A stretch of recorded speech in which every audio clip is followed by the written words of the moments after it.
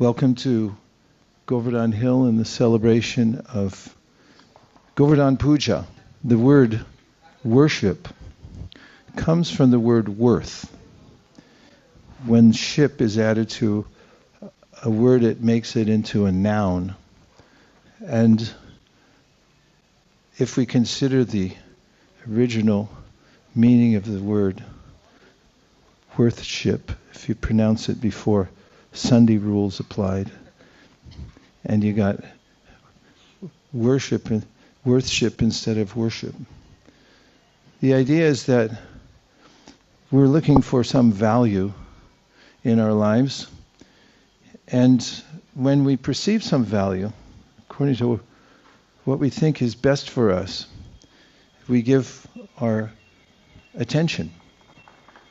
Prabhupada once said that if an ant gets information that there's a grain of sugar at the top of a skyscraper building, then he'll make an arrangement to go there immediately, because he finds in that grain of sugar a good source of intoxication, and therefore he pursues it.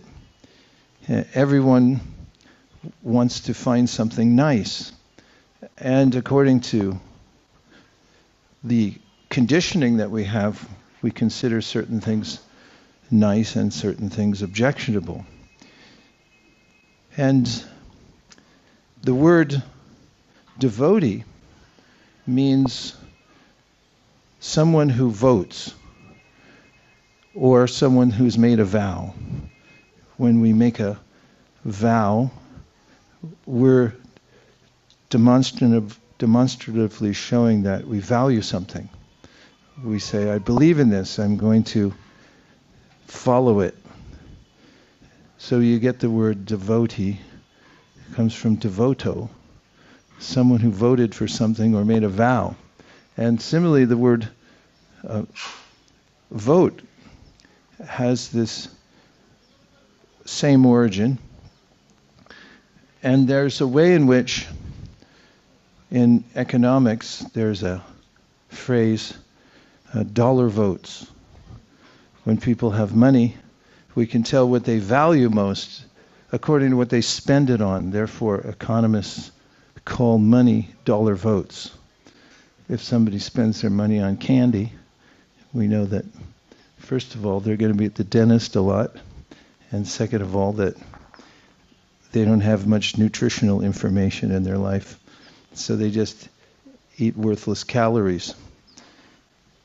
Others invest differently.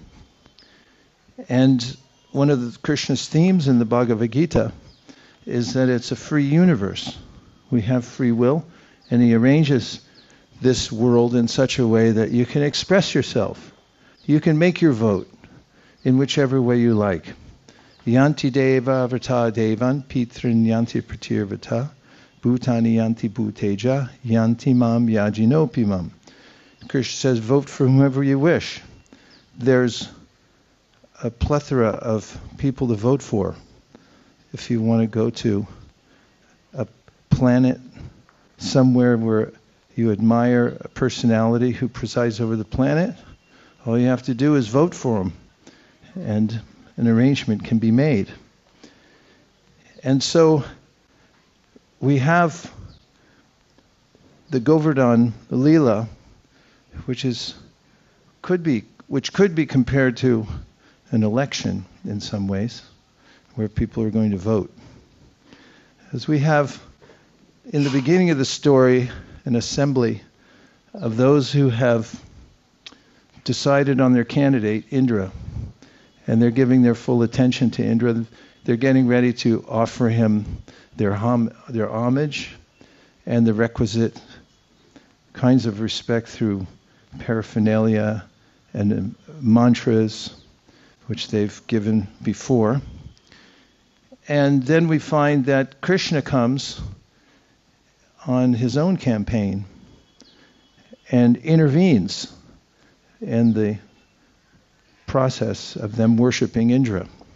Kṛṣṇa comes as a little boy, 7 years old, and he questions, why are you voting for Indra?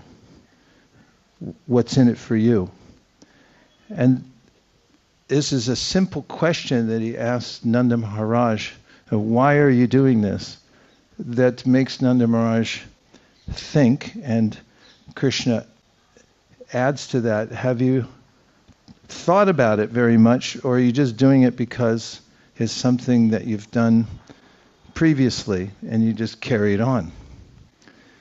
And in thinking about it, Nanda Maharaj replies that we're agriculturalists, and therefore, because Indra provides rain, we value his input.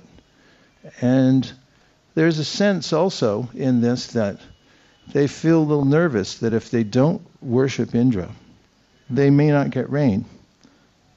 But Krishna assuages that sense of anxiety by speaking about karma mimamsa, in which he gives this point of view that Indra's obliged to give rain anyway, according to your activities.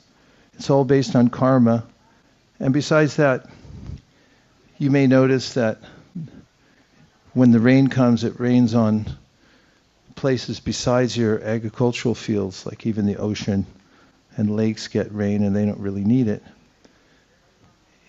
By convincing Nanda Maharaj that Indra wasn't really necessary, or worship of Indra, giving attention to Indra wasn't necessary, Nanda Maharaj's mind changed gradually. This is the nature of the world, that if somebody gives us a better idea or another idea, we may change our mind. And this is the knowledge intervention.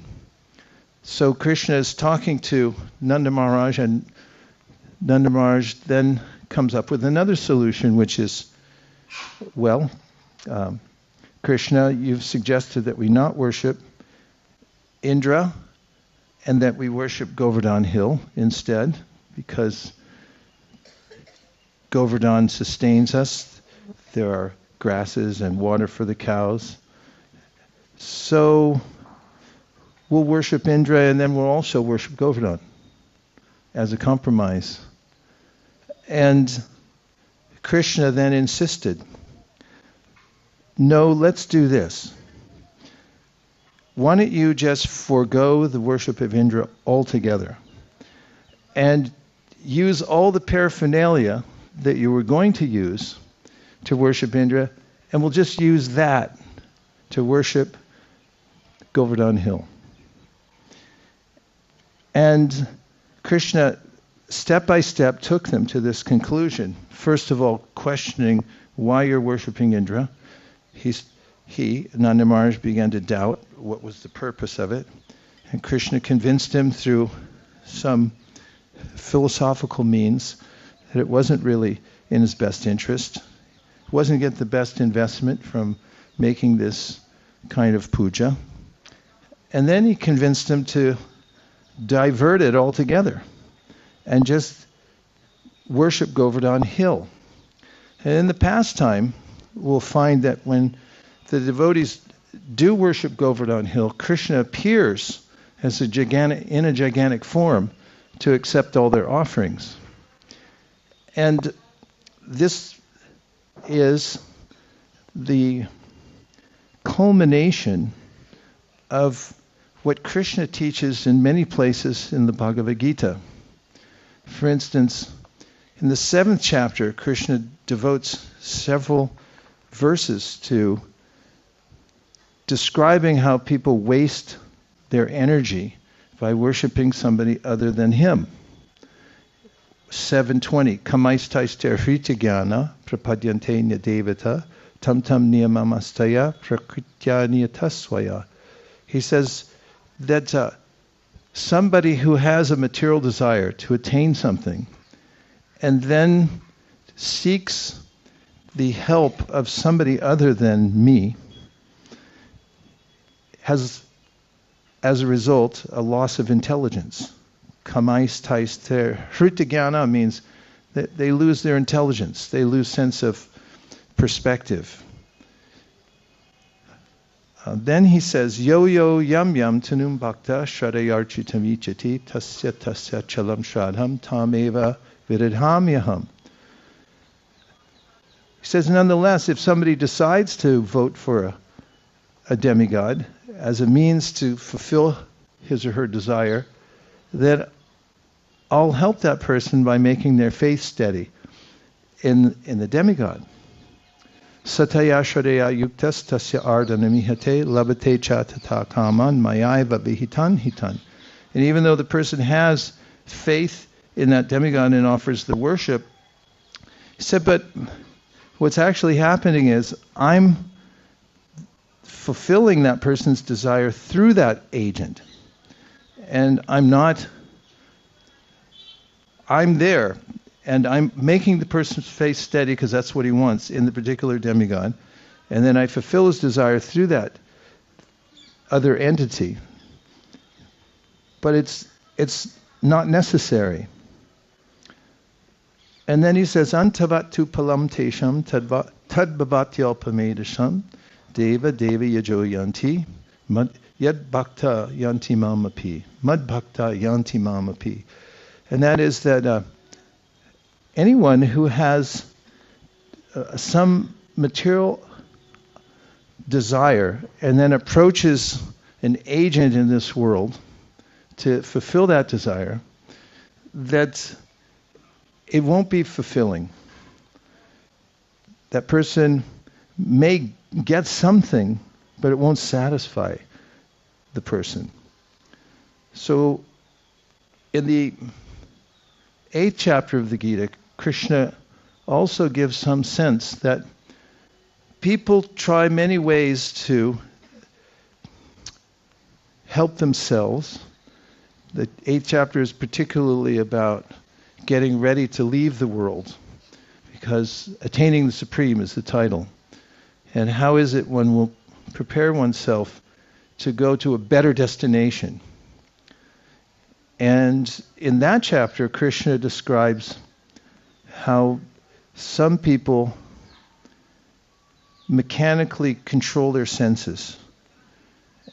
Prayana kale manasachalena bhaktya yukto yoga balena chaiva bruvurma dye pranam avesha samyak satam param purusham upaiti divyam. Description of somebody who's been able to perform pranayama.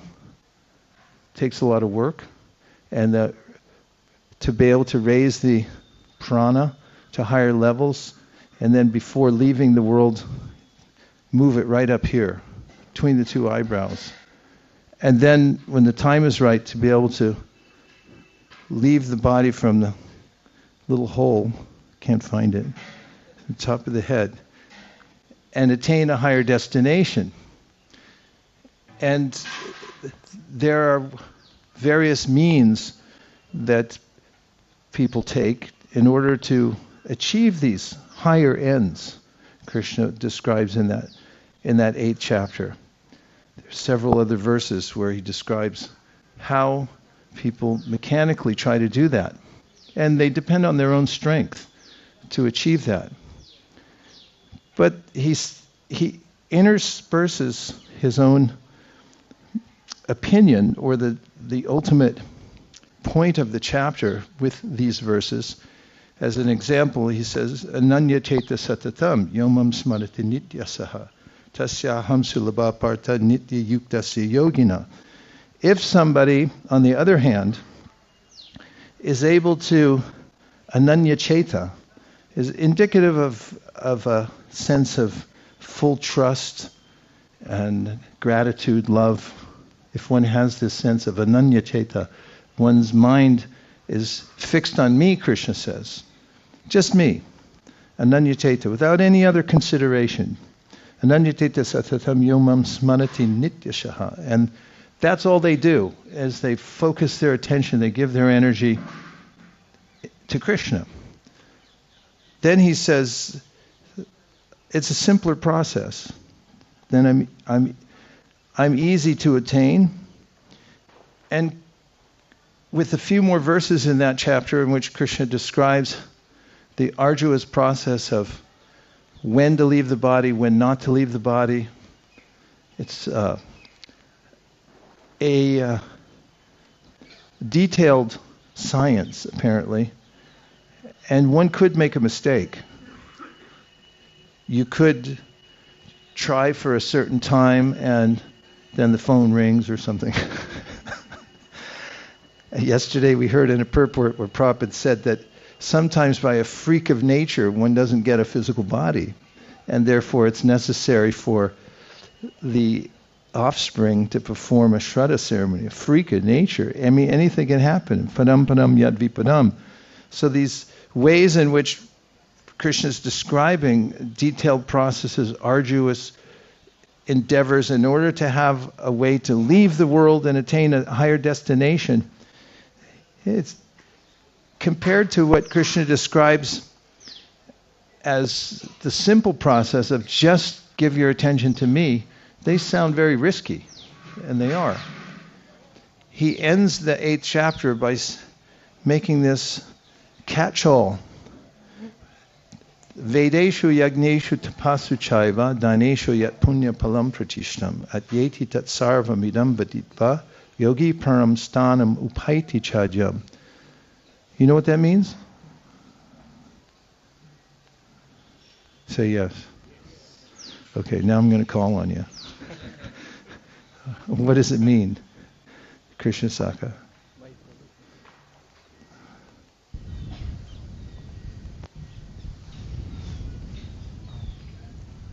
Vedeshu yagneshu tapasu chaiva daneshu yat punya palam pratishna. You want a hint? No. Okay. Not exactly. Just gives the basic meaning. Yeah. Devotee is better than anybody who does, like by Ved, by studying Vedas or Yagyas or Tapas, by any of these practices, devotee gets all the benefit of those. Yeah, there's a lot of things you can major in. Vedeshu, you can major in the Vedas. Yagneshu, you can major in Yagya. I mean, these things require PhDs, like a whole lifetime of dedication. So you could go Vedeshu, Yagneshu, Tapasu. Tapasvis, they condition themselves so that they can withhold the senses from their objects and be militantly situated against the forces of nature and so forth. Tapasu chaiva, daneshu. Some people, they give a lot of charity. Daneshu, yet punya palam pratishtam. They do all kinds of pious works. But then Krishna says, you get the result of all of these if you just do bhakti. How does that sound? Sound like a good idea? It is. It's a really good idea. And then when you get to the 9th chapter, Krishna describes how there are these ways in which people can divert their faith from Krishna. Faith means Shraddha Shabde. This is very central to the Leela that we're discussing today. Shraddha Shabde, Vishvas kahe suridhanishchoy Krishna bhakti koila sarva karma kritohay. This is the meaning of faith. Meaning of faith is that if I just give myself to Krishna bhakti with one point of attention, then all other things are taken care of. And that follows well from the last verse, doesn't it? Say yes. So Krishna says in the 9th chapter of the Bhagavad Gita, Shradhana Purusha Dharma Syasya Parantapa Aprapyaman Nivartante Mrityu Samsaravartmani. If you lose this idea that I'm part of Krishna, my only duty in life is to think of Krishna, worship Krishna, and do devotional service to Krishna, then that's called ashraddha. You don't have this conviction. Shrad means the heart, and da is an active verb. It means where you place something. So shraddha means what you're putting your heart into. So ashraddhana purusha, if a person becomes diverted in this idea that by worshiping Krishna, then all of the things are perfect, nothing else needed. Then where does that person end up? The verse, Krishna says, Ashradhana Purusha Dharmasyasya Parantapa Aprapya Mam. He doesn't attain me. Nirvantante Mrityu Samsaravartmani. And that person ends up in the process of birth and death again, trying to find a niche here in the world. And how many niches are available for the little jiva in the material world? Approximately 8 million. How many species of life are there? 8.4 million. So that plus all the different varieties within the species. And Krishna says, Vyavasayatmika buddhir eke hakurunandana. If you don't get it together, little jiva, and focus your mind on what's important, then you're going to find every little thing that's not important. And mrityu samsaravartmani, that's a churning process where you just keep trying different niches in the material world again and again and again. And then in the 9th chapter also, we get the same kind of direction that Krishna is moving Nanda Maharaj and all the cowherd men and everybody else towards in the Leela of Govardhan, which is Ananyas Chintayanto Mam. There's that word again, Ananyas. It's a very sweet word, which just means with no other consideration. Ananyas Chintayanto Mam. Use your intelligence, your mind, put your heart in this. Ananyas Chintayanto what? Mam. Everyone say Mam. But say it more enthusiastically. Ananyas Chintayanto Mam. Yejana Pariyupasate. Tesham Nityabhyuktanam Yogakshema Mahamyaham. Krishna, who's the Supreme Personality of Godhead, who has access to some of the resources, all, says, if you just take this path, then don't worry about anything. I'll personally provide for you. And nothing else needed. So this is the mood in which we know Krishna's mood from the Bhagavad Gita, and we know it from the sages at Naimisaranya who are coming to this conclusion of how many teachings are there in the world. Everyone's following some different path, and they ask the question at Naimisaranya to Sutta Goswami, let's settle this once and for all. We need something where we can focus our attention. And they say, Burini Buddhi Karmani Shotavyani Vibhagasha Atasadyo Trayatsaram Samudrita Manishaya Bruhi Bhadraya Bhutanam Amritatvaya Kalpate. There's a way in which there are millions of shastras, and they all give different ideas about what to do, when to do it, when not to do it, and so forth. So it's Burini Buddhi Karmani. There are all these duties to do. Would you please, Sutta Goswami, consolidate all these and then tell us what's the one thing we have to do in order to be successful? Or rather, they're asking on behalf of all humanity, how anyone can be successful, where should they give their energies? And one of the answers to that comes in the very next chapter, in which Sutta Goswami says, Tasmat ekena manasa Bhagavan Satvatam Pati Shotavya Kirtitavyascha Dhyaya Pujas Chanityada.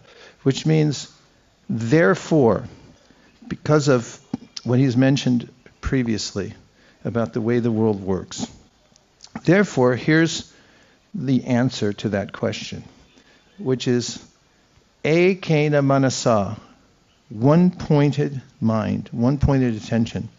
Tasmat ekena Manasa Bhagavan Sattvatam Pati means that those who are eager to put their mind in the best place, they can put it on Bhagavan. And how? Shotavya, by hearing about him. Shotavya Kirtitavyascha, chanting about him. Dhyaya, meditating. Pujas, doing worship. And Let's see how frequently one should do this. The last word says nityada. So how often is that?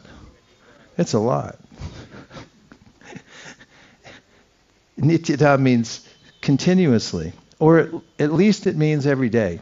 Our acharyas say you should have this practice of bringing your mind directly to Krishna. So, in the pastime of Govardhan Leela, Krishna charmingly, he's a 7-year-old boy, and he approaches Nanda Maharaj and starts asking questions. And there's an assumption when a 7-year-old asks questions and then you give the answer, you try to keep it simple. But then Krishna answers with these bewildering statements about karma mimamsa.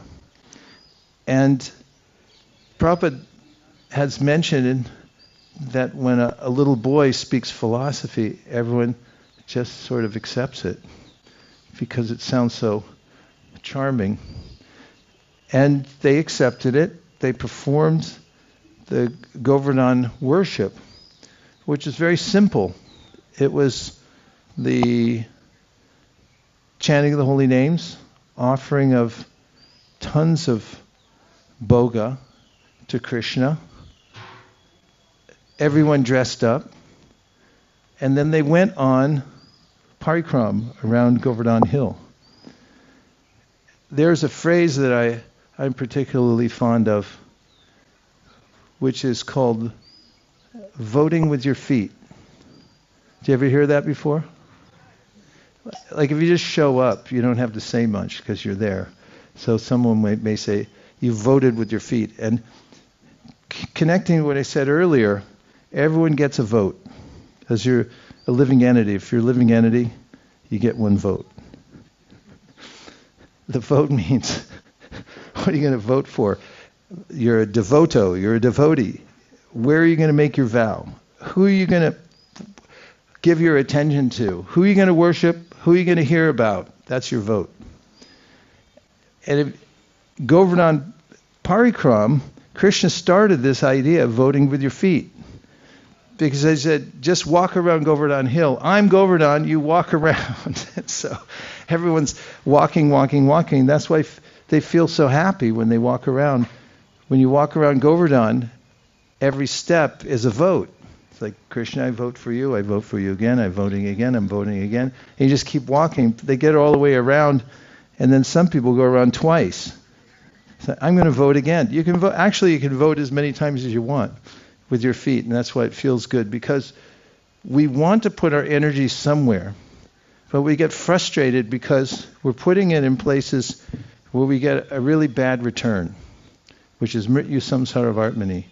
So when Krishna performs this pastime, he's very charmingly, persuasively, and in a very joyful way saying, not here, just move it over here and vote over here. And that's what everyone did. They voted with their feet, and they felt very happy walking around Govardhan Hill, just enacting what Krishna said. I'm going to walk like Krishna said to walk. I'm going to chant like Krishna said to chant. They offered food to Govardhan, and Krishna also made himself visible. He appeared as a huge form on Govardhan Hill, and the Govardhan himself appeared as Krishna to accept the offerings one after another. So, how did Indra feel? He had it all set up. It was an annual thing that everyone would come and do his puja. And then some kid comes and does some fancy talk in the crowd. Indra, the demigods, they have supernatural senses. They can see and hear what's going on. That's mentioned in 10:14 in the Bhāgvatam. And Indra's seeing all this intervention going on by a little kid who's bewildering the minds of these people who have for ages worshipped him, given him his due honor and whatever else the demigods get from their puja. And now he sees that somebody had pulled some kind of a coup and interrupted the whole process. Not only did they not worship him, they used his paraphernalia to worship Govardhan Hill. This is part of the charm of the whole pastime. And it's a wonderful observance and festival. Everyone dresses up, food for Krishna, and going around the hill, all the Brahmins, all the ladies, all the cows. But at the same time, it's a slight to Indra. There's some political thing going on where Indra then becomes incensed that somebody interfered with the election. He said, "This is rigged. You rigged it. I was winning all the time. I've been winning. Everyone always votes for me. The thing was all set up, and some kid walked in. Who is this kid?" And he told everyone, gave some double talk, and they said, "Yeah, no, we'll just do something else." And so they had this huge festival, and Indra's then angry. And this is mentioned. One of the ways that Krishna is protecting Indra is he's helping him to overcome his pride. There are 3 major obstacles to happy life. Vita, Raga, Bhaya, Krodha. Vita means to give up. You have to give up Raga, Bhaya, Krodha. So there's a natural way in which Indra, because he has this position of power, by Michel's iron laws of oligarchy, he was a famous sociologist. He said that when people get power, the next thing they do, even if they had a noble idea in the beginning, was they try to shore up their power and protect it so they don't lose it, because it's so intoxicating to get power. A little jiva becomes Indra. You put him in the nicest place in the universe and give him this sense that he's the king of heaven. So when he sensed that he was losing his power, then he became very disturbed. So Krishna wanted to help purify him. And raga means to be inordinately attached to temporary things, the material world.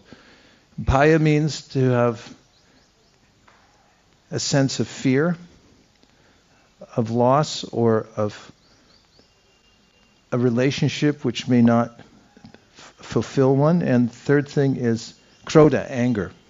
So Indra had all 3 of those. And he, after the festival, plans a retaliation, which he carries out by using his God-given power to pummel Vrindavan with rain, thunder. The rain was coming down in Vrindavan as if there were pillars of water coming down. Krishna moved everybody under Govardhan Hill, which, as described in the Gopal Champu, he had entered a cave, and then, because he knows the science, what? He knows the physics, Prabhupada said. So he went in and he lifted the hill with his little finger, which is another slight to Indra, because Indra is exhibiting his God-given power, and Krishna is God, and he's just a kid. And it's really embarrassing, isn't it, when you think you have power and then somebody, you may think, who's this guy? What can they do? And then all of a sudden they totally outdo what you're doing. So that's what Krishna did, and he lifted the Govardhan hill and he held it in on his left hand and on his little finger. That's demonstrative, like no big deal, holding it up. And there's a way in which he invited all the residents of Vrindavan to come under the hill and said, don't worry that it'll slip from my hand. And during that time, Krishna fulfilled the desires of all the devotees to be with him during the whole pastime, because there are ways in which the association of Krishna is apportioned throughout the day in Vrindavan. Some see him in the morning when he wakes up. Some others, like the cowherd boys, they get to be with him in the afternoon. We know that when Krishna comes home at night, everybody's waiting for him because they've been feeling separation all day. And sometimes, or most of the time, he sneaks out at night to meet with some of his other devotees. And there is a way in which devotees see him and then they're in separation from him. But during the Govardhan Leela, he makes himself available to everybody. And but he also gives a panoramic view because he's the cynosure. He's holding it up and he's in the middle. So the deity, the object of everybody's vision, because they've given themselves to Krishna and his instruction to hold this Govardhan puja, then he makes himself fully visible to everybody for the whole 7 days that he's holding it up, and has conversations with the devotees there. Everyone can admire him equally for 24 hours, and nobody was harmed by the rain. When Indra finds out that nobody's affected, what to speak of the fact that everybody's fully protected under the umbrella of Govardhan Hill. Have you ever had that experience where you were all in on something out of anger and then you realize that you completely blew it? Only Halayuda. He's the only one who shook his head. When did it happen? Oh, he's got a time.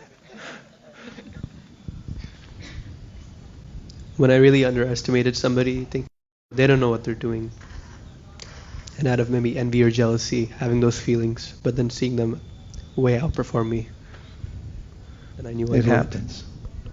So Indra then felt he was in a really tough spot, which he was, because he had given in to his anger.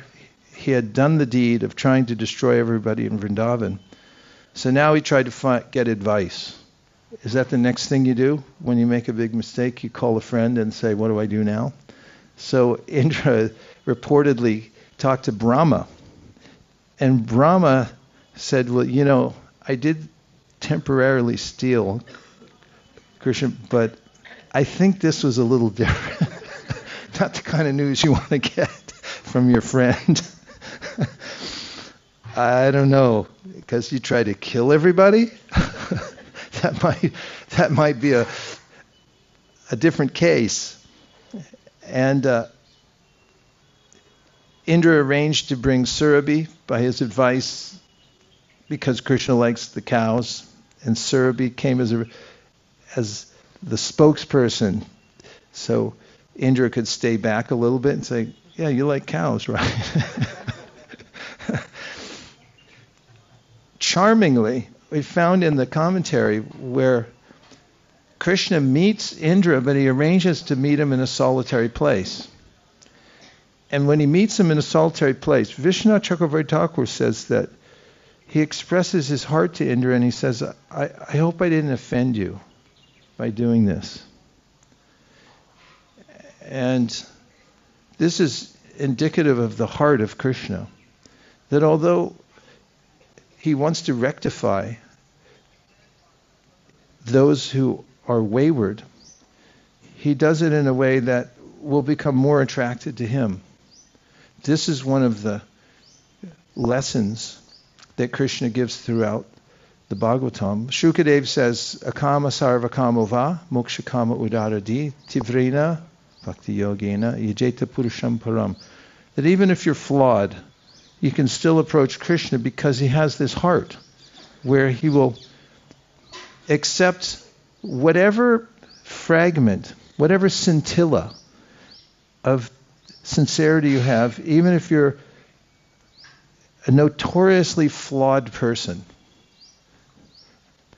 He'll accept the scintilla of sincerity that you have, and then he'll augment that. And what's more, when one approaches Krishna, even if one is flawed, meaning that one may not have the wherewithal to have ananyas chintayantamam, just unalloyed devotion to Krishna, one may approach Krishna with some material desire. 5th canto Bhāgvatam, Krishna says, Satyam dishati artitam nrinam naivartato yad punam artito yata svayam vidite bhajatam anichatam ichapitanam nijapada. That if someone approaches me and asks me for material things, he said, I'll give it to them, no doubt. But I'll do it in such a way that they won't want it anymore. That's the difference between approaching a demigod, trying to fulfill your desires separately, try to acquire some skill separately. Prabhupada advocated, just do it in devotional service. And he said, then the master within the heart will show you how to do it. He said every devotee has his or her own genius, and it will come out if you just try to serve Krishna. So if one is flawed and one approaches Krishna, Krishna doesn't see the flaw, he sees the sincerity. Apichet, sudaracharo, pajate mamananyabhak. I need more human interaction this morning, from this point forward. So be more animated. Ananyas, okay. He says, apichet sudaracharo, sadareva samantavya. Yeah, so what is the mood of that verse? That's the heart of Krishna. Remember when I've just mentioned, he's approaching Indra in a solitary place so Indra doesn't get embarrassed, and he makes arrangement so that he can assuage the fear of Indra so he can get back into his service. That's the idea. And the mood of apichetsudarachara, whatever. You did something, you try to kill me, you try to kill everybody. Not a big deal. Because you're a devotee. So keep practicing and you'll improve. So Krishna rectifies Indra, at least temporarily. And there's a way in which then the Airavata, that's Indra's elephant. Indra performs some abhishek. And Surabhi's there. She contributes milk for the abhishek. And then Airavata is able to pour unlimited amounts of water. They bathe Krishna. They do their worship there. And one of the chapters that's so touching after the pastimes is called Wonderful Krishna. And it's the devotees discussing how amazing Krishna is. That he's performed so many inexplicably miraculous pastimes here in Vrindavan, not the least of which, did you see what I saw? He just lifted a hill for 7 days and held it aloft and protected all of us.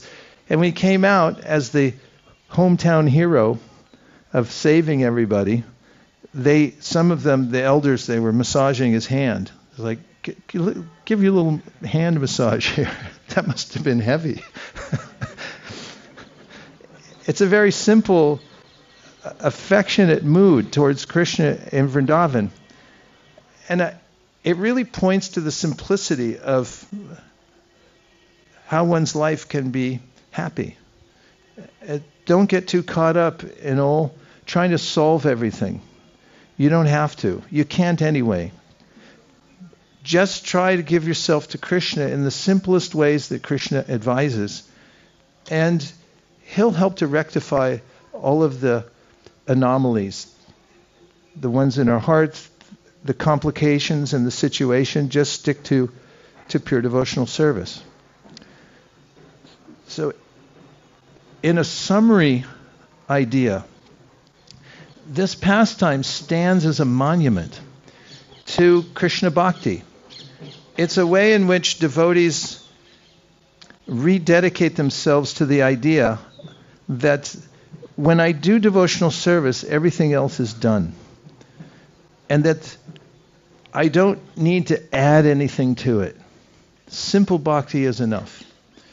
We get, from the philosophical side, this anyabhilashita shunyam jnana karmanyanavrtam. I mean, you don't have to overanalyze it. And you also don't have to add the ideas of special talents. Just simple bhakti is enough. One can perform this Dhyaya Pujas Chanityada and thinking of Krishna, chanting about Krishna. And there's plenty to remember. Krishna shows himself as the lifter of Govardhan Hill. He leaves Govardhan Hill here. So as if you remember in Chernobyl, there was a nuclear spill. I don't know if that's the technical term for it. There was a meltdown. Do you remember? And there was a measurable amount of radiation in that place for many, many years. In a similar way, when Krishna performs his pastime here at Govardhan Hill, there's a noticeable amount of spiritual radiation, only it doesn't diminish. It doesn't have a half-life, or whatever it's called with radiation. I forget what the term is, half-life. It's a long time, radiation, before that particles disintegrate and turn into something else. But with the bhakti particle, Krishna says, Neha bikramanashosti pratyavayana vidite swalpamapya siddharmasya trayate mahatobaya. He said, even if a tiny little molecule of bhakti, that one has no half-life. It doesn't diminish. You might have done it 1,000 lifetimes ago, but it's still radiating. And what to speak when you get a spiritual nuclear blast like this? Krishna lifting a hill, everyone dancing around, Indra coming, the Abhishek. That's why this place is so surcharged. If you come here, just like Chernobyl, and people went there, you have a banana from Chernobyl, and it's like, okay, now you've got radiation. So here, if you come here and you live, you chant, you walk around the hill, vote with your feet, you pick up that same spiritual impetus from the radiation, from the pastime. And even if you can't come here, you can wear the pastime like a locket around your neck, that Krishna protects his devotees. He's always there. He'll go to extraordinary measures to hold the hill over our head. If we're embarrassed, he'll help us to overcome whatever mistake we made if we just keep going. He says himself in the Bhāgvatam, Supadamulam bhajata priyasya taktanya bhavasya hari priyeshaha vikarmayach chot patitam katanchit dunoti sarvam hridi sanivishta. He said, because I've entered within everyone's heart, I know you.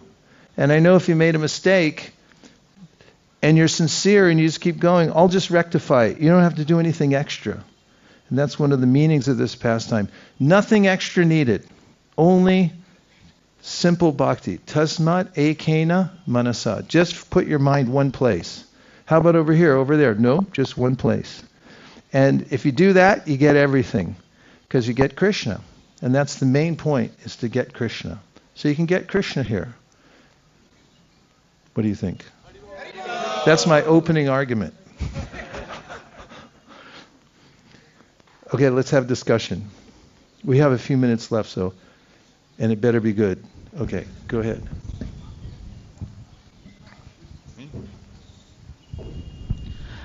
Thank you so much, Guru Maharaj, for this beautiful class.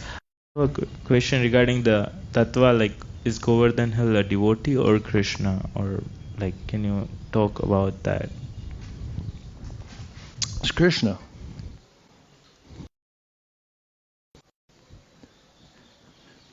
That was 2 words. He's Krishna. Okay? If you want to make it more complicated, we could discuss it more, but Prabhupada writes in the Krishna book, devotees pick up little stones from Govardhan Hill and they worship him as Krishna. Much more can be said, more things, but if you want to have a simple life and be happy, Govardhan is Krishna and worship him as Krishna. Yes. Thank you. I was appreciating a few points. One was Krishna showing off that how easily he was solving the problem. I was remembering when Krishna and Balaram just destroyed Chanur and Mushtika. One of the acharyas explained that in the interval between that and Krishna actually killing Kamsa, Krishna and Balaram wrestled their friends who were there from Vrindavan, and they lose. It's like the best people you could send, they weren't enough for me, but I could lose to these little boys from Vrindavan. But Krishna's got this little show-off characteristic that's really sweet. I was also appreciating how Krishna's so sensitive that he doesn't want his devotee to feel bad about the necessary lesson. So I was feeling like what that means for us is that we shouldn't resent the lesson when it comes, because it's got to come. Indra had to have it. It was coming to him. If he didn't have it, it was going to be really bad for him. So if I get some lesson from Krishna, I should just embrace it and not resent it. Yeah, Krishna knows what he's doing. That's a really important point. We just read last night about Kardama Muni. Kardama had a mission. He wanted to meet Krishna. He also wanted a wife to help do his duty, populate the universe. And when he met Lord Narayan, he told him his desire, and the Lord said, yeah, I already know. I know that. Why wouldn't I know that? And so he makes all the arrangements, and Prabhupada points out that if you want things to go better than you expected, then just take Krishna's plan. And if you want to mess things up, then try to intervene in Krishna's plan or his system and do something else. And then you'll probably get a different result that isn't perfect. There's a way in which when Narakasura stole the kings and kept them locked up in horrible conditions, and then Krishna came and liberated them. They had sent a message to a messenger to Dwarka that please come and save us. And when Krishna did come and save them, he gave them, before he gave them back their kingdoms, he made sure that they were groomed and taken care of. He brought in experts to revive their physical condition, a little something from Whole Foods, and got him back in shape, gave him royal clothes, because he didn't want him to go out into public and be embarrassed. And so whatever Krishna lesson he imparts to us, I really like the way you said that. If we're able to tolerate the slight inconvenience of that and accept it as Krishna's arrangement, then there's no problem.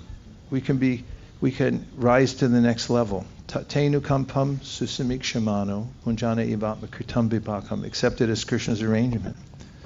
Because we can see here that he makes the arrangement. Yes, Prabhupada. I have one more. One more, really and then, quickly. Yes. We were talking about radiation. Although it's a material thing, material radiation is very, depending on the weather, where the wind is blowing, it can go all over the place. But spiritual radiation, I was thinking about how it's even more pervasive, because you can be in Vrindavan, and this is like the place where it happened, but this is also the time when it happened. So anywhere you are right now, you get the benefit of this pastime. And also it's pervasive through consciousness, because if it's not Govardhan Puja, but you're thinking about the pastime, you get that spiritual radiation, that this is like a giant blast that's pervading time, space, and consciousness, that we can benefit from. Krishna's doing this unprecedented thing. So thank you. Thank you for augmenting that point. Okay, Prabhupada Priya. Hare Krishna. You were saying that to be successful, we just have to go with Krishna's plan. I was thinking the Vrajavasis were fortunate because they had Krishna detailing his plan. Do this, cook that, go there, walk around. But we don't have Krishna necessarily directly telling us in a way that we can hear, and many of us don't have Diksha Shiksha Gurus who are directly telling us what is Krishna's plan for us. So what is your advice for how to actually know what Krishna's plan for us is? Get a Shiksha Guru. Collect them. There are competent people who have clear consciousness. I collect them. Personally, I find it much easier than trying to figure out stuff myself. I try to find those people who are loyal, who are well accomplished, who are devotional. I can see that they have Krishna consciousness in their life, and then I consult them. Sometimes, and people there are different niches. Some people are really expert. It's amazing how expert people become when they stick to Krishna consciousness. It amazes me. See, devotees, even ones who are not considered the prime grade, maybe they've gone on and off the path, but they stuck to Krishna consciousness, sometimes especially so. There's a way in which they have so much to impart from different angles of vision. Some have a sense of humility, and when you talk to them, you feel, okay, that's how I have to be now. And other people have a strategic idea about the way to do things. So it's a good idea in any discipline to try to surround yourself with the best people. And if they're available anywhere, then call them up. Use WhatsApp. Text them and say, hi, my name's such and such. I need help. And devotees, we always say this, they're like desire trees. They fulfill the desires of everyone. And so if you go to a devotee who's like a desire tree and say, you know what, I really need help. Can you help me out? You can just ask them, this is what I need help with, and they could say to you something that would change your life and give you that kind of direction or encouragement that you might need at that point. And I would do it every day. In fact, I do. Try to reach out to the Shiksha gurus that I've collected over the years, have a Rolodex of the names, if you even know what that is, a Rolodex. And then I get in touch with them for different reasons. Okay. Yes, Vamshuli? Everyone okay? We're all right, right? Okay. Hare Krishna, Guru Maharaj. Thinking about when in the beginning you were talking about how Krishna is advocating the philosophy, and then he is telling them to vote for him, literally. So all the devotees, the preachers, book distributors, they're campaigning on behalf of Krishna. And that's such an important service. The political campaigns are just a reflection. They go door to door, we go door to door. They have a phone bank, they call people. They got a ground game, we got a ground game. I always look at these political campaigns, I study them, because I want to see how they're doing it so we can do the same thing. It's just we got the real campaign. Theirs is stupid. They get some character, whoever it might be, however well-intentioned the person might be, and I don't mean to make any offense. But the fact is, we need leaders in the world, in the government, so forth, so I don't want to be flippant. But the fact is that this pastime shows that the ultimate leader is Krishna.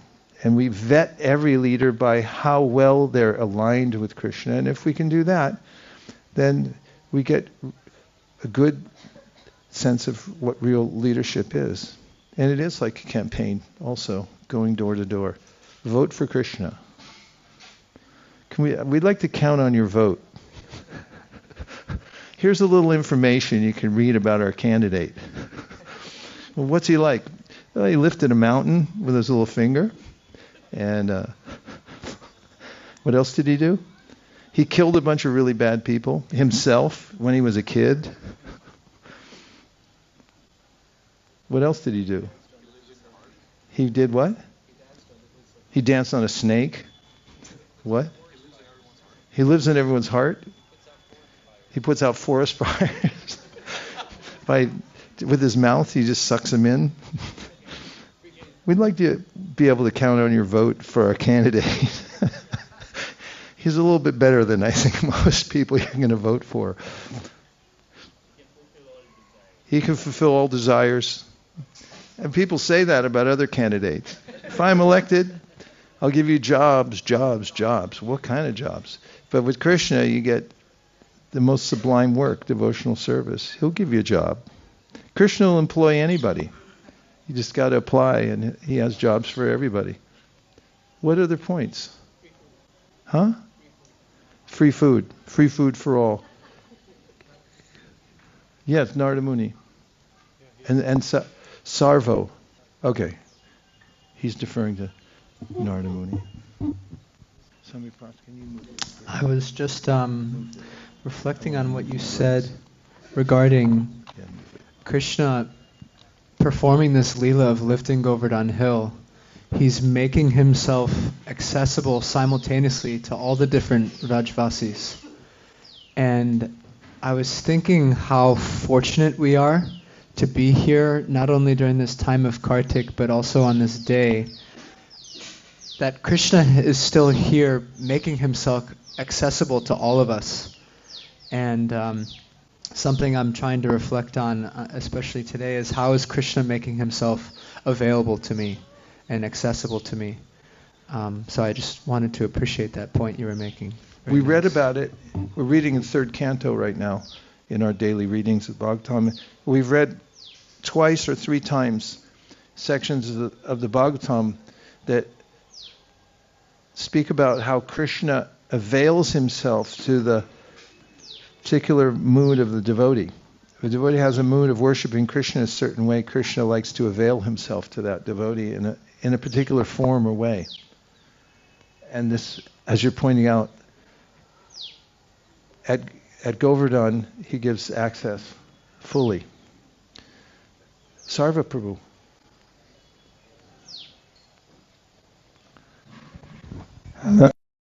I liked your point about he has jobs for everybody, and if someone's wondering about the payment plan, it's maximum wage.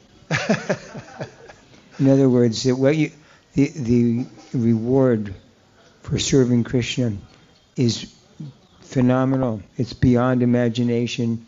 It's beyond any consideration of pounds and shillings and pennies and frustrations and anxieties. Hare Krishna. And as an employer, Sarva, I mean, some employers are merciless.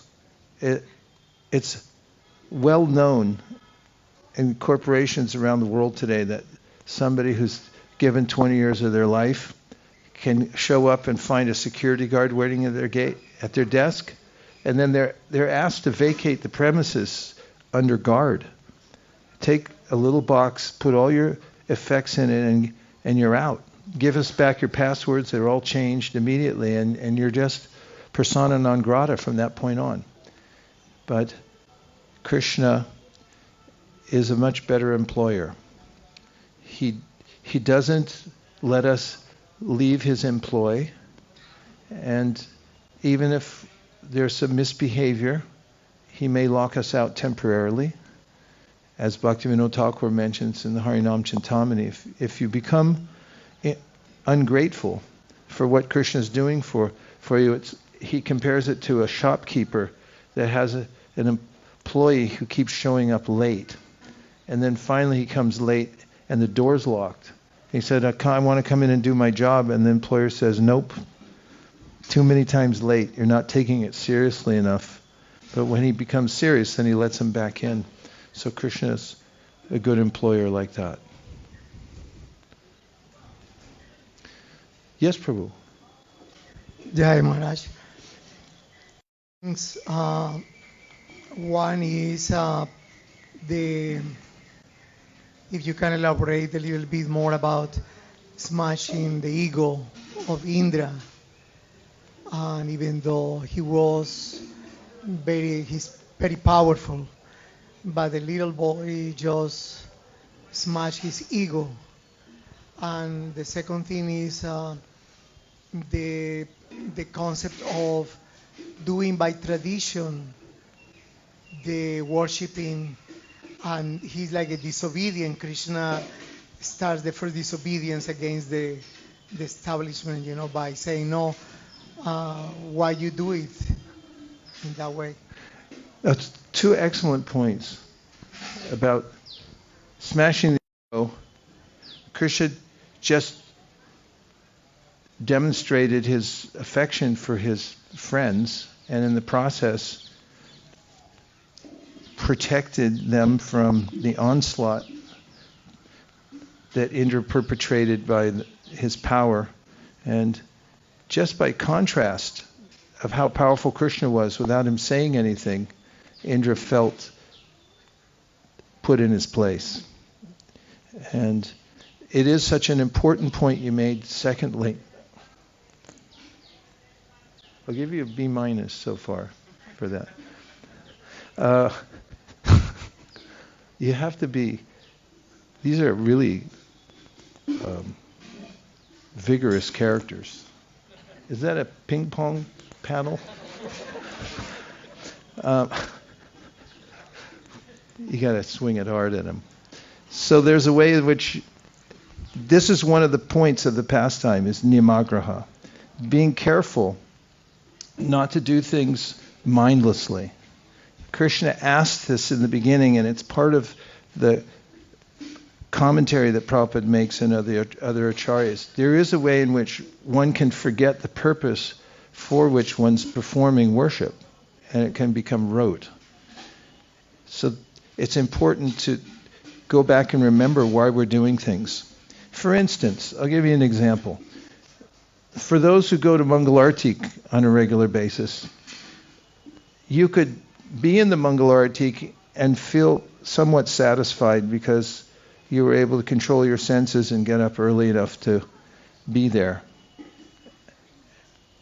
You could also remember that there are these very powerful points in time in the day and entities who inspire the highest levels of devotion. See if I can remember the 5 in Vrindavan. One is Gopishwar Mahadev, who is able to stimulate the highest levels of devotion. Another is Jamuna, who is like liquid prema. Another is the Guru Parampara. Another is Govardhan. What's the 5th? Huh? It's Yogamaya. So in Tulsi, that's right. So there's a way in which these 5 entities are so powerful. If we approach them with an awareness of who they are, then we can make exponential progress in devotional service. So I'm giving the example of going to a Mangalartik. In the Mangalartik, we're worshiping the Guru Parampara. Is that significant? Well, according to Shastra, it's very significant. There's a way in which, by taking shelter of the Guru Parampara, especially early in the morning, we have direct access to the devotional Shakti of all these very powerful acharyas. Let's name 5. Say 5 names. Bhakti Siddhanta Saraswati Thakura, Srila Prabhupada, Swami Vaiśeṣika Bhakti, Gaur Kishore Das Babaji, Baladev Vidya Bhushan, Vishvanath Cakravarti Thakura. Huh? Thakur Bhakti Vinod.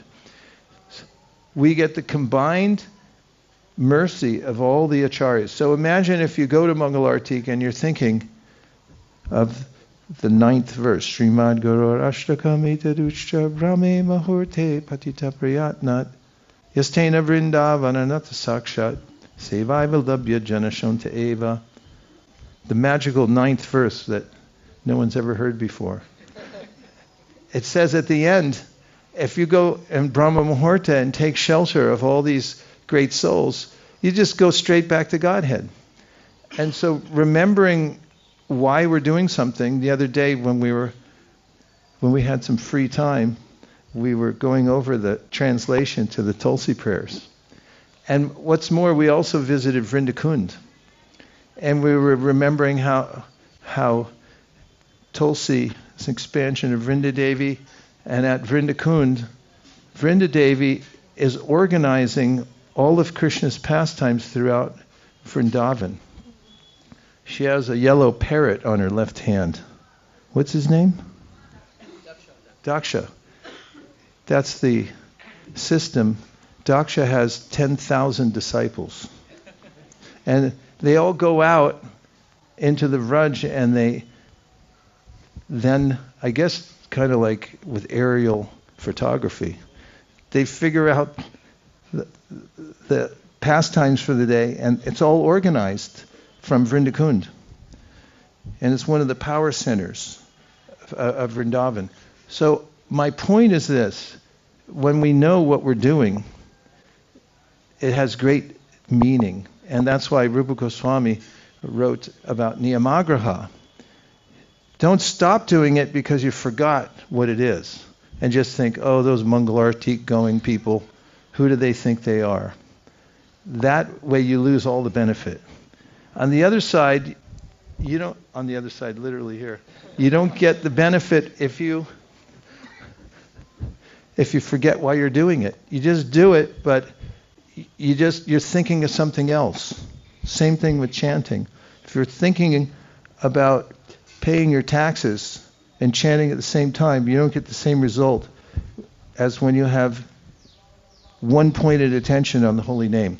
So in this pastime, Krishna brings up to Nanda Maharaj, why are you doing this anyway? Is it just by tradition? Or is your heart in this? Is there really a purpose behind doing this? So it's such a nice point, Leelanath Prabhu, that you brought up, to remember how to do things purposefully. And the way that Lord Chaitanya gives 64 items of devotional service. That's a lot to keep track of, isn't it? Can you do all 64 in one day? Do you even know what they all are?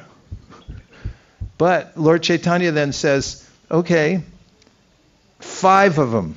They're so powerful that if you just do these 5, even if you do them a little bit, and even if you don't have much faith in them, they'll be effective. And then do them fully, be fully present for these 5, and you'll be successful in devotional service. So the pastime also brings to light this revitalization of our own practice, being very deliberate in what we're doing. Know what you're doing and be very present for it.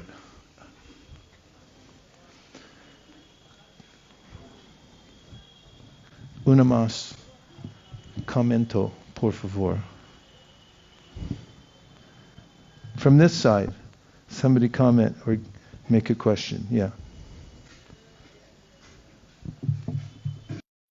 Thank you, Guru Maharaj. I was just connecting it back to your book, The 4 Questions, and Krishna, through this Leela and so many others we've been discussing over the month, has demonstrated what it really means to do the 4 things. Establishes his purpose, the lesson, the attention. So if you have something to share about what Indra took away from these 4 questions, maybe that would be really good. Indra took away something. Later on, he relapsed a little bit, because there's the other pastime when he fights with Krishna when he goes to heaven, which is just a reminder that you have to keep it up. Because although you may have an indiscretion and you may have been rectified to some degree, it's a good idea to stay humble as much as possible and not assume that because you rectified yourself once that it's permanent. It's a good idea to remember that I can slip at any time. It's the mood of Prahlad Maharaj, who says in his prayers to Lord Nrsingadev that I'm not afraid of you like everybody else is, because everybody, including Lakshmiji, was frankly a little freaked out. When Lord Nrsingadev showed up tearing apart, putting the garland of intestines, and like, they couldn't get him to calm down. And they pushed Prahlad forward, and everybody was afraid of him. Because when God gets mad, it's very scary. He could really tear things up more. And then Prahlad said that I'm not afraid of your fearsome countenance, but what I am afraid of is that I can forget my position as your servitor, and I can fall back down again into Maya. I think you're going to lose your job because of AI.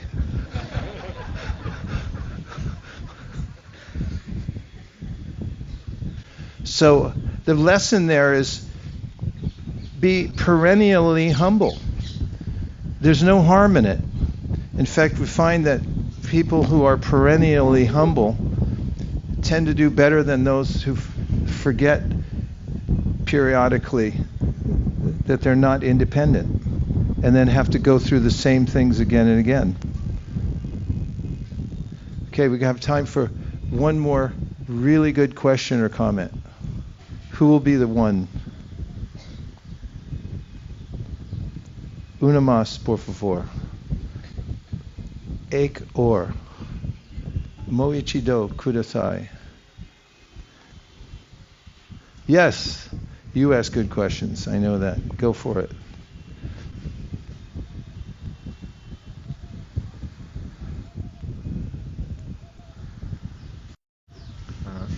I was just reminded by the verse which is ended with Gato Mukunda Parihritya Kartam. So, and I was thinking to ask how to stay in this mood of being fixed and focused, like Ekatvina, to being fully surrendered to the one, being one-pointed. Devarshi Bhutatnam Rinam Pitranam Nakinkaro Nayam Ranicharajan Sarvatmana Yashvaranam Sharanyam Gatom Mukundam Parihritya Kartam is referring to, right? And in that verse, Karabhajana Muni says that everybody comes into the world with student loan debt. You have debts to everybody you got to pay off. And then he says you can absolve yourself from all these debts if you just apply yourself to devotional service. And your question was, how can you remember that? How can we always stay ekatvina? Well, just remember how downtrodden all the students of the world feel, that they go to school for 8 years, then they get a job where they got to work hard, but they have to work for the next 10 years just to pay off their student debt. How does that feel? The answer is not very good. So you can remember that we have a similar debt when we come in, and imagine if you told a student that if you just do this, we'll absolve you from all your debt. Do you think they'd go for it? What do you think? You work with students all the time. If you gave them a loophole, or if they dedicated themselves in the right way, they could be absolved from all their debt, would they do it? Say yes. Nothing thoughtful, just say yes. So in the same way, we can remember that we're born into the world with unlimited debt, and we're being crushed by it. So it's a great relief to know that Krishna is available to absolve us of our debt. It's a statement, Jiva Goswami says, Krishna's statement in the Bhagavad Gita, this, when I read it, really astounded me. I think it goes with the commentary to this verse. Jiva Goswami says, Sarva dharman parityaja mamekam sharanam vraja am tvam sarva papebhyo mokshayishami. You can overlook that verse, right? It's like, yeah, I know that one. 1866. I hold it up at football games. And there's a way in which if you remember what he's actually saying there, if you just surrender to me, forget everything else, just do my devotional service, I'll remove all your debt. So Jiva Goswami says the devotees always remember this verse. They keep it in their mind and heart. And he says Krishna is 10,000 more times dear to the devotees than they feel. He's more dear than their own selves. In other words, Krishna's unlimitedly more dear to the devotees than their own selves. And they remember this verse all over and over again. Sarvadharma Prityaja, that Krishna gave this offer. Just surrender to me, I'll free you from all sinful reaction. So we can make that a sadhana. Is that I remember that Krishna just said, just give yourself to me and I'll remove all your debt eternally. And if you do that and keep it in the front of your mind always and just remain surrendered to Krishna, then by the power of your own recollection, you'll be saved, and you'll always remember it. Would you like to always remember that? Say yes. May it be so. Tatastu. Hare Krishna. So now we're going to have a Nagar Kirtan. We're going to go door to door all over Govardhan. Actually, we're just going to go from here to the cows. But the rule is, in serving Asit Krishna Maharaj, we have to gather in close. We start the Nagar Kirtan right here, and we'll go around the corner together in an uproarious kirtan, Kol Kartal, only Kol Kartal, and then we'll go to greet the cows and have a Go Puja on the other side, which is one of the ways Krishna said to worship Govardhan Hills, to worship the cows and the brahmanas. How many devotees would like to have a Nagar Kirtan from here to the cow pasture? Let me count. I'm going to count. 1, 2, 3, 4, 6, 7, 8, 9, 10. Okay, let's try it. We'll gather over here. We'll have a kirtan. We'll go over and we're going to meet Asit Krishna Maharaj over there for the Go Puja.